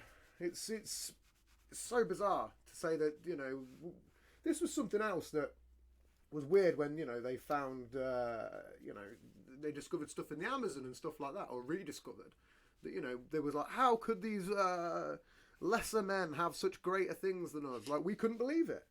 Like, genuinely couldn't believe it. We're like, what's going on? And we wouldn't accept that fact. You know, I'm not saying and stating I'm alongside with that crowd, but I just don't get that. How the hell we was just having mud huts and shitty crap? It was just, it's bizarre. Yeah, it you know, depends up again until the the Romans judgment, anyway. Genau. Are we Yeah, up until the judging Romans. that anything that dissolves or regrows or just goes back to organic matter is crappy? This is how we're treating the world now, going back to the soil, right? If we treat anything that dissolves again from being organic matter and see it as crappy, that's why we don't have topsoil around the world, you know. That's another reason why they want Russia. There's so much topsoil. The US almost has no topsoil anymore. No, And how do we get that back to us? And so things just disappeared again, and we were so connected to live in unison or with oneness of nature. And maybe in other places, yes, they built some structures, and which is okay. But even there, if we can look now, right, we have in Bosnia pyramids, we have temples that are 20,000 years old in Japan. Just so fascinating. Every time I see that temple, that's where I need to go. I forgot what the name is in Cambodia, but it has 4. All bones come if I see that something with an A. I know what you mean. Yeah, and even there they had millions of people lived there, and that means they were fed, they had water, they built that structure, and it's beautiful and it's still living. That means what knowledge did they carry? What wisdom? How did they treat each other, right? And there's not just one. And now when they go up in the sky, and again, we can see also far below that they had waterways to move heavy material. I mean, they were engineers. We can't even do that. We need computers. And even shamanic, if you look again in England, or you have in Scotland, the Pit, I think, very ancient cultures, they knew how to, with the way of thought, to cut stone. It's called you stop the world or accelerate the world, right? So they were able to cut this way and put and lift and put these boulders there. So we have ways, and we're remembering now and relearning and saying, okay, we are able to do that too. And then when we recognize, then we can also recognize what's existing, and we don't judge all these other cultures, which we thought they're, I don't know, stupid, or we're told, but that again, rule. If you think about it, there was an interesting movie about Queen Elizabeth, and there was a man from India coming to her. Yeah, I know the one, yeah. I forgot the name, and Delch, I think she plays the queen. Yeah, but it made you think. Luckily, she wanted to learn a little bit of his language and his culture, but everyone around saw their power being lost because she was listening more to him, and they had no control instead of learning about each other, right? So often the learning, if we take away learning, we have control. The moment you learn, so everyone learn as much as talk with as many people as you can. This is right. That's why podcasting starts, because we can talk with people around the world, independent, where they are, social level, what gender, And I think that is so cool. And then the written word is unimportant, and the storytelling becomes an importance again and survives any act of violence, of burning books, of burning people because of their knowledge, because you can tell one story to 1 million people and they've heard it and they will not forget it. Because people, I think, I don't know, Tim, what you think, but I sense we feel it when it's true or not true. Oh yeah, we've all got an internal bullshit meter. We know when somebody's being genuine. One thing that's going back to the ancient things is people always like to speculate that back in the day they just didn't have the technology to cut rock, because it was using bronze tools. Well, recently I come across a video which absolutely proved that they could do it. They basically would, especially with the holes, people couldn't understand how they would bore holes into rocks. And basically they showed all the methods. And what they did was got obviously got a piece of granite, a granite block. And then they put around it like clay. So they made a little clay wall. They then filled that with water and some like gritty substance. I can't remember what it was called now. And then they got their, they basically got a bronze tip that wasn't even spiked. It was sort of half rounded. Put it on a stick with a balance wheel. And then they just turned it as if they was going to light a fire with sticks. And they just kept turning and turning. Occasionally they'd have to put a bit more water in. They'd have to put a bit more of this chemical, which was just like a bit of shitty rock. It wasn't anything spectacular. And they basically did it they got something like 4 millimeters over a couple of days. Something like that. But it was like, they're using bronze and just a bit of water and some silt, essentially. And it's like they really just did that. And then they did the same thing with a straight line. They just built a thin, narrow wall. It was like literally looked like a bronze, long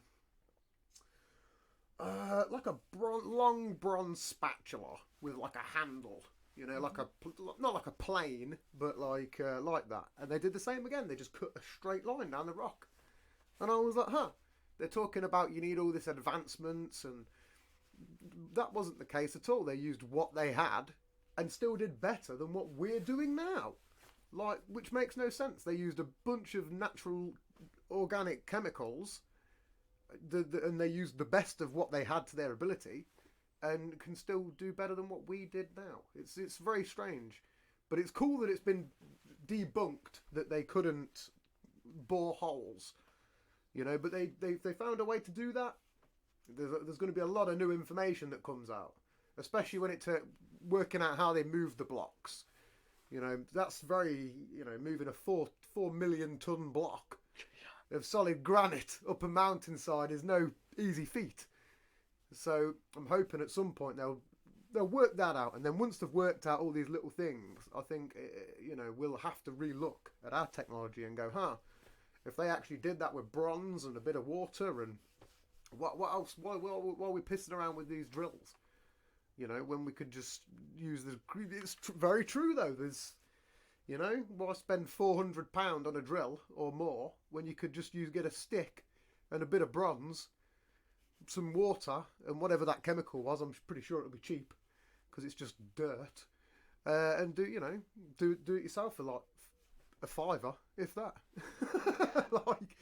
This is even really it. It's giving back the ability to people.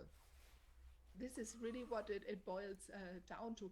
There was in Peru, there's a gold mine. They found a temple within but people can't get to it because of the gold mine. But some universities, about maybe 30 years now ago. And there are objects that are floating in the air. And they took them, they couldn't figure out at university how the heck that is happening. Yeah, and where did they get that to do it? So it means, but it was set up. I mean, it's not like just the thing and then there's air flying, but someone set up that room in that temple underground, and there's different structures, and the water structure is different. So we are finding these things to make us think and readjust, a lot of re's, right? What do we really know? What can we know? What can I hone into, revitalize, revision? And the same with age, we're learning now. Why is all this coming right now, these topics? Why everyone wants to be now ageless? It boils to these things of what is making us old, what is not good for us, right? It's a two-way thing, and we're learning all the if we wouldn't have oil, there would be not all these wars. If we would learn what kind of magnetic field we can use to maybe get on a disc and float around, we are able to. We know that people did that, and discs around. There was an interest. I met once Emoto in Atlanta. He was walking with some shamans and chiefs of the whole water from the spring all into the Gulf. And then in Atlanta, he had a 5-hour lecture. The first lecture was the typical Emoto lecture. There are very few people only. I don't even know how I got there, but that's how life. My mom was visiting from Germany. She was able to take my baby.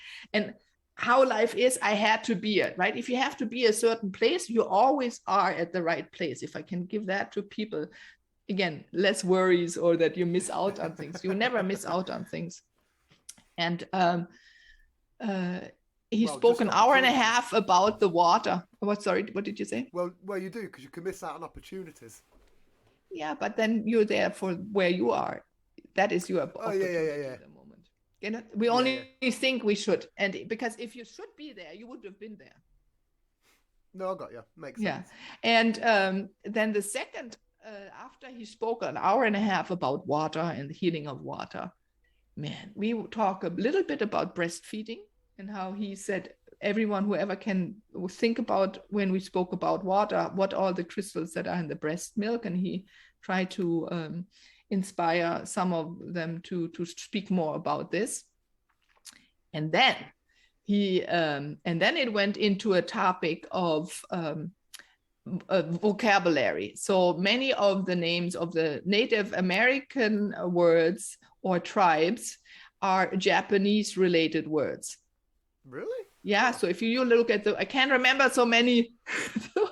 It was over 5 hours, but it was like prairie, and he would say the Japanese word, and it sounded almost similar to the tribal name of that tribe that lived in the prairie. It was really fascinating, and he could go up the whole Americas, North and South of Americas.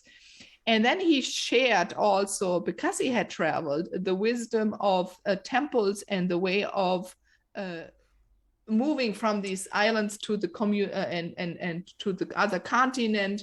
Even then, all these statues or symbols that were showing, and where you could find on both sides of the Pacific information that you could needed to be jointed together. And even that's right.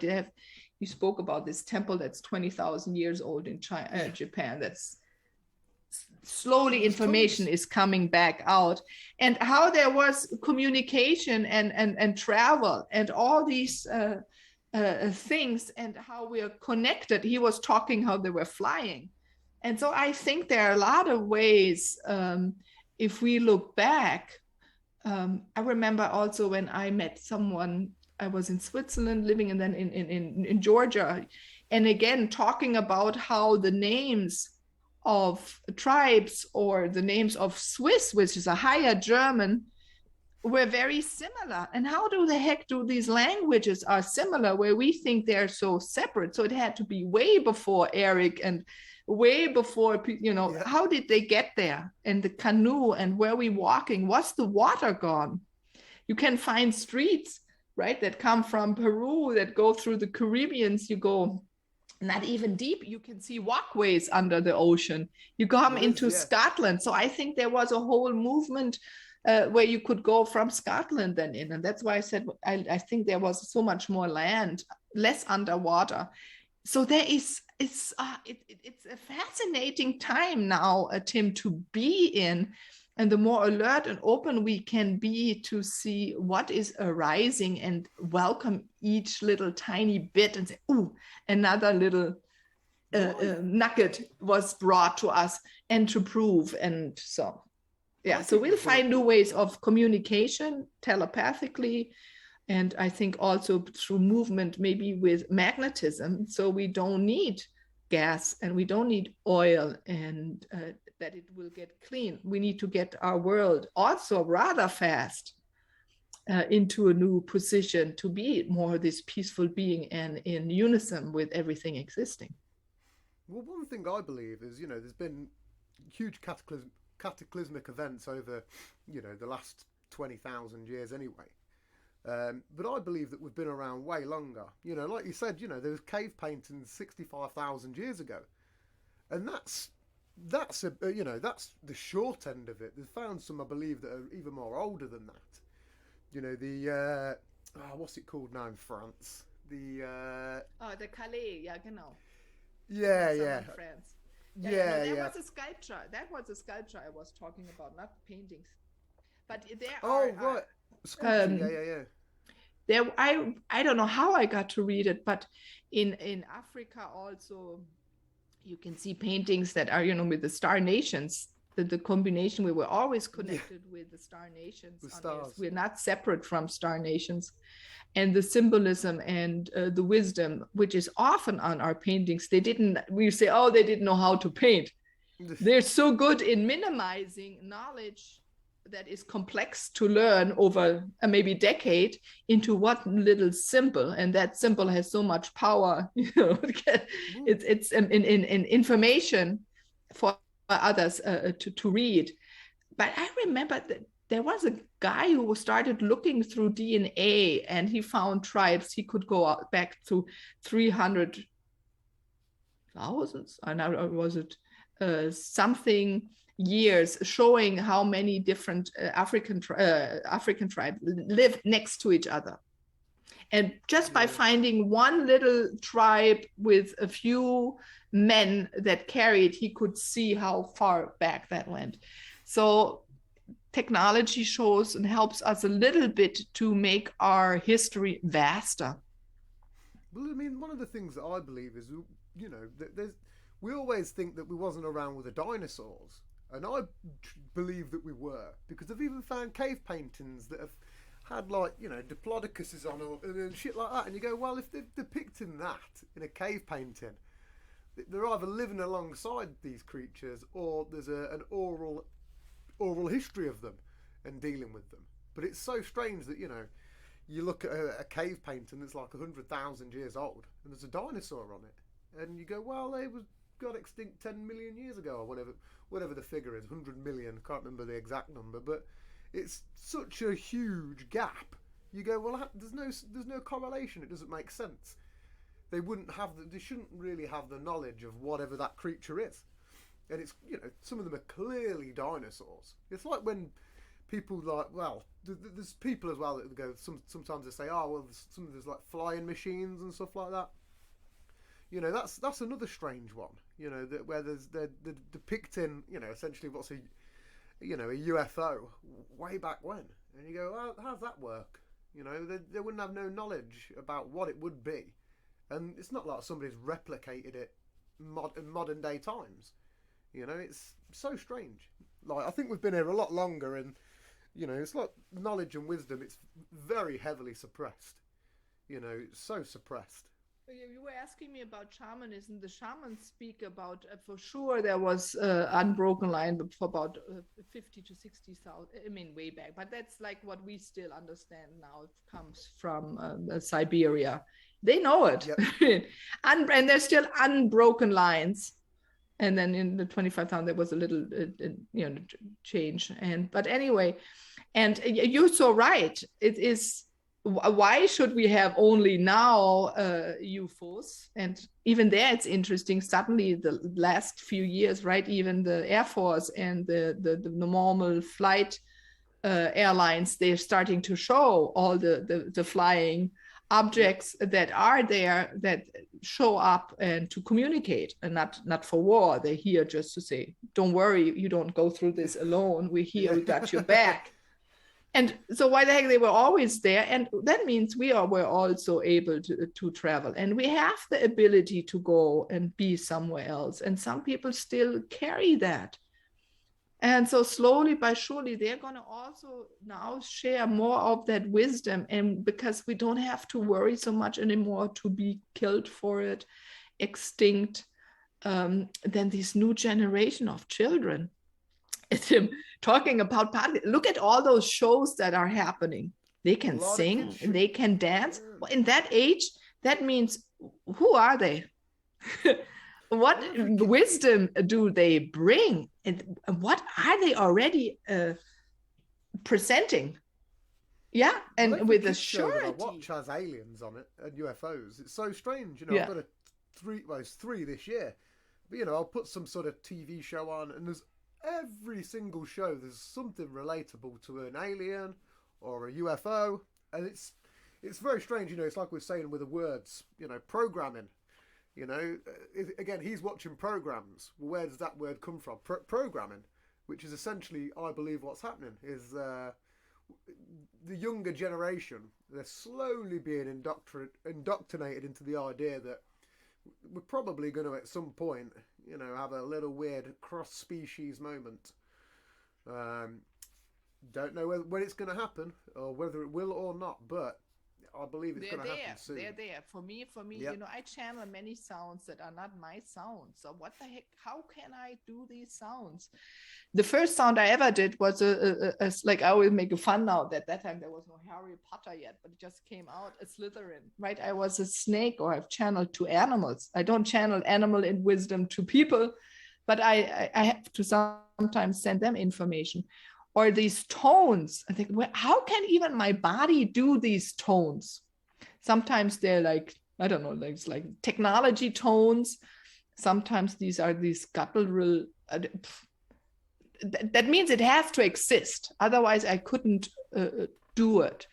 And they're here. I even here. I remember one year I lived in a village, and there was an area I sensed. I was moved suddenly. It was awkward. Why the heck I even ended up there? But my body gets moved sometimes, and then I'm in certain spots. And I just knew, I didn't see, but I sensed and felt there were beings coming for that day, and there were many. And I welcomed them. And in the evening, I went back and I think, thank you for coming and bringing this information and change. And they left again. And I'm not the only one. This is the if you look, for example, at the Hawaiians, they have national parks where they even say this is a landing strip. Everything is built around. It is prime. It is prime real estate. Yep. Right? Someone would get billions for this.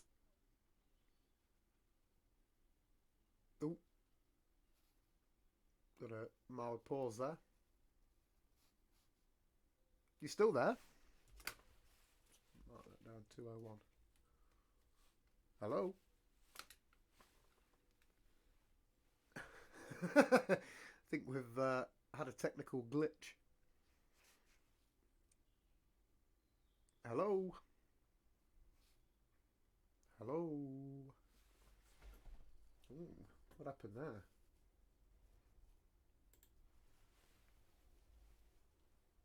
Oh, there we go. I think we had a technical glitch then. It's all right. I wonder why exactly at this moment. I know.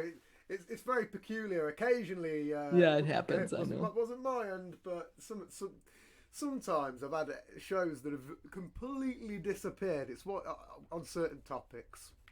It's happened twice, but that's why I keep 2 recordings now, because I go, well, you can't screw me on both sides. Oh, but no, nice. it's yeah. There was one where I was talking about ghosts and stuff like that. It was like a supernatural-esque episode, and there was a moment like mid-COVID where I'd come out. So I don't smoke indoors, and I'd come outside. And I've mentioned it on my show before. And I've got 2 cats myself. Both of them was indoors. And I remember coming outside, going upstairs for some reason. I forgot something.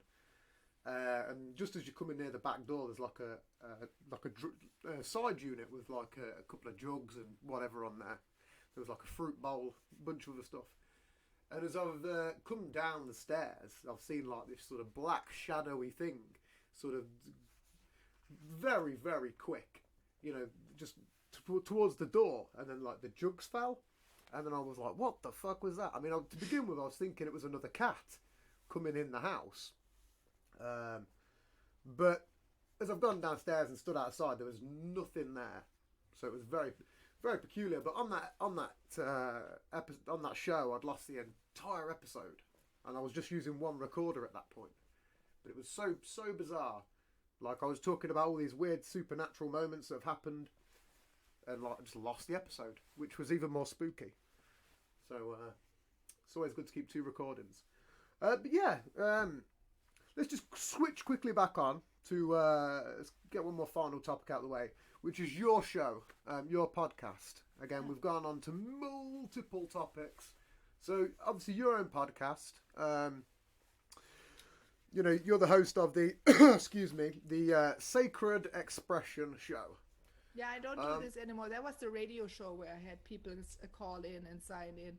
It's still running, the reruns, but I do now podcasts so I can build up a relationship, a stronger one. So what's the, because again, that's my own research fault. No worries. What's the actual name of your podcast? Moving to Oneness. Moving to Oneness.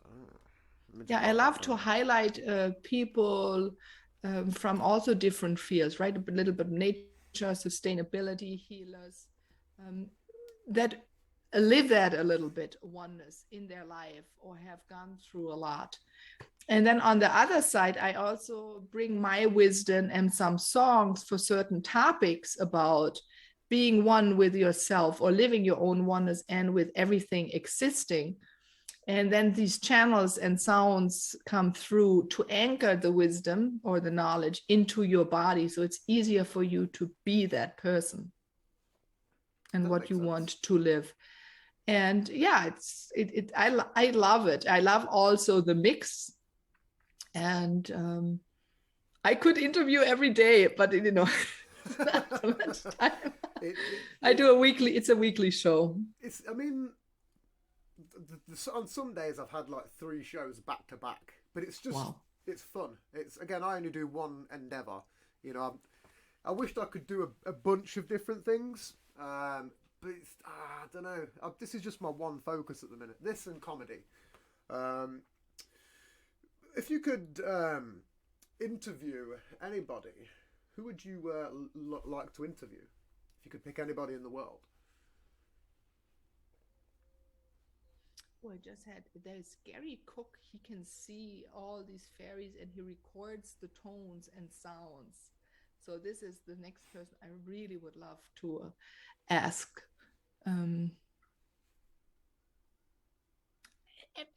Man, the list is long.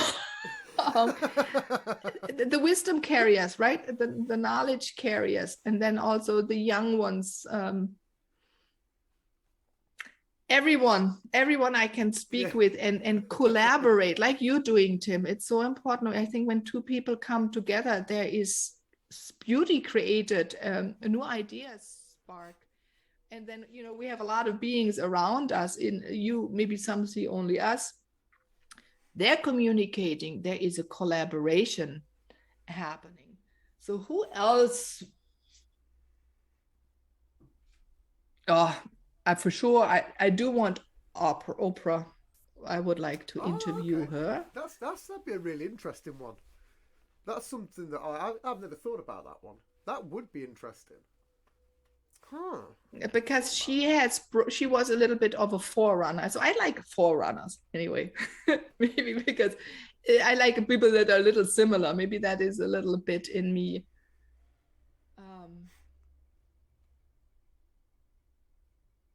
always just go with the flow. Who's next?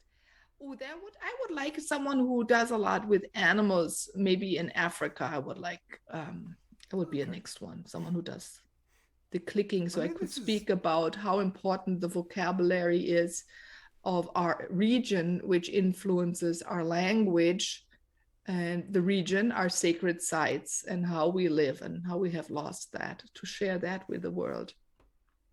Well, this is one of the other reasons podcasting and just interviewing is good, because I mean, I don't mind listening to the odd like movie review podcast or whatever, but you kind of know where it's going to go. You know, you could listen to a dozen of those, and pretty much they're all going to have the same result.